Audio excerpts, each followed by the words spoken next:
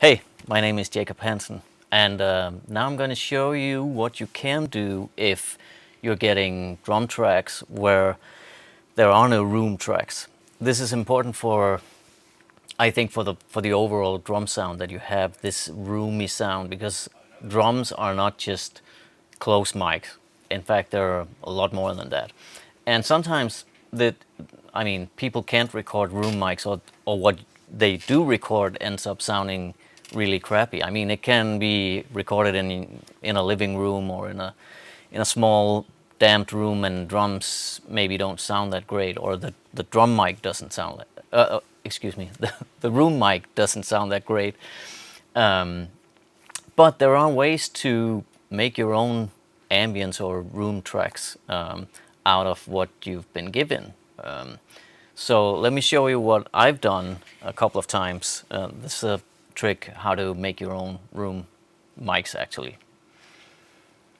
What I did in this instance was I took the overhead tracks that I was given and I sent them to a bus, which I call ambience in this case.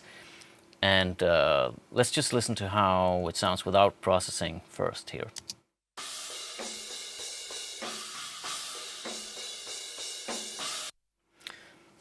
That's definitely just the overheads, right? So let's see what I went for on this bus here. I started trying to get some of the snare drum out of it. So I started with an L2 limiter here.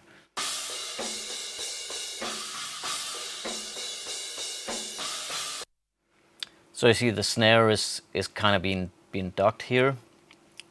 And what's the next thing that I do is that I add some distortion to it. It's gonna make it sound a little bit more muddy and crazy, and a little bit of saturation here.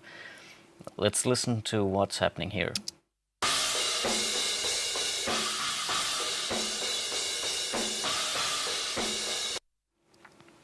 As you maybe can hear, it's already bringing out a little bit of the room that the overheads were recorded in, of course. So it's actually it's emphasizing the room.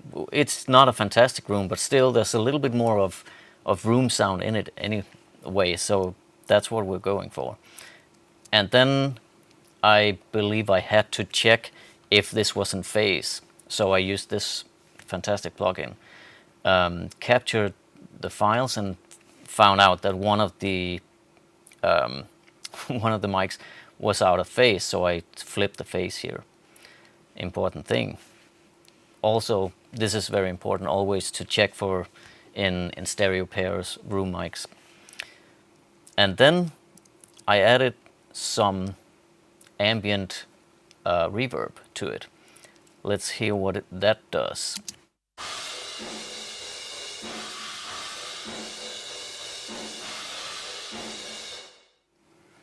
So now you have the roomy sound. This actually, I mean, it's not a fantastic room sound, but still it gets, it gives you some illusion of a drum kit being in a room. You can kind of tell that this is, wow, yeah, it's a drum kit being played in a room, but it's actually all fake in some way.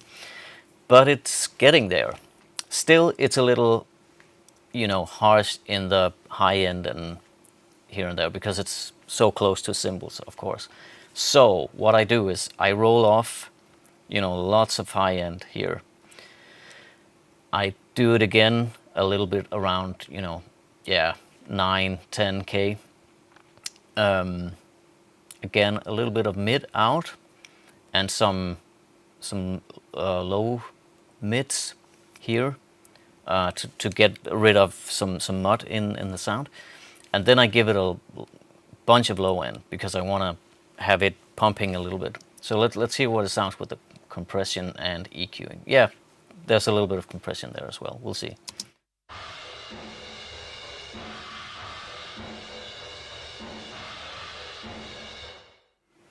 So now you hear that it got really dark and kind of washy, but that's only good for me anyway.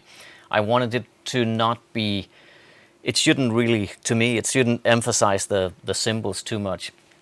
We just want to create an illusion of some room around the whole drum kit, and it's not about cymbals. They can be in there, I think. It's good to have a little bit of room sound on the cymbals, but we want the whole kit to sound a little bit more fat and yeah, and roomy. So this was what I did on this particular track.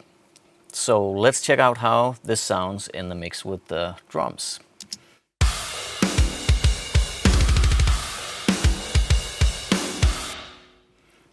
And now without it.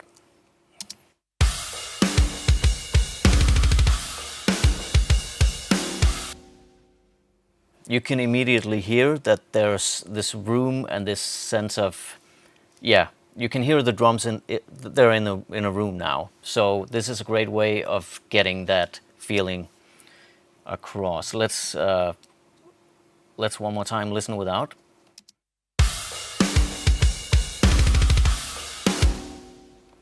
And now with the room.